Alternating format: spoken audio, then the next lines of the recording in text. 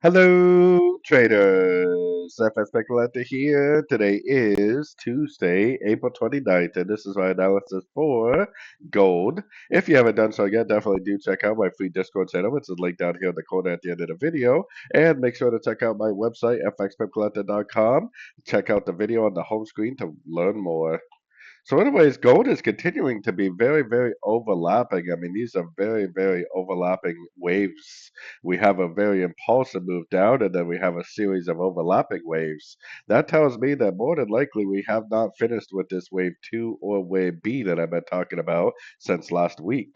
I still think this first impulsive move down is either an A or 1. Luckily, we trade wave A's and wave 1s exactly the same. Now we're either in a corrective wave B or a corrective wave 2, which luckily we trade those exactly the same too, which would be primarily looking for longs on shorter time frames. Now, if we're still in a wave B or wave 2, then most likely it is going to take out the high of the first push up. So it kind of looks like we're either making a WXY or some sort of a flat type thing or something, because it looks potentially like three waves up, three waves down. If it's a WXY, then that would be 333. So WX and then one, two, three waves up for the wave Y. I don't really see WXYs on gold very often, but that is definitely what it's starting to look like.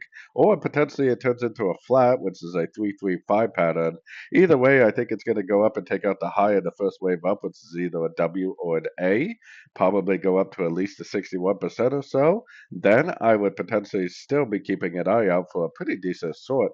I still think there's a good chance that eventually it's going to go down and make a big wave 3 or possibly a big wave C, which either scenario should be very, very profitable, especially if you can get short up here at a Fibonacci level on a nice engulfing move down or a nice breaker structure to the downside. So anyways, don't forget to like and subscribe, and as always, thank you for watching and happy trading.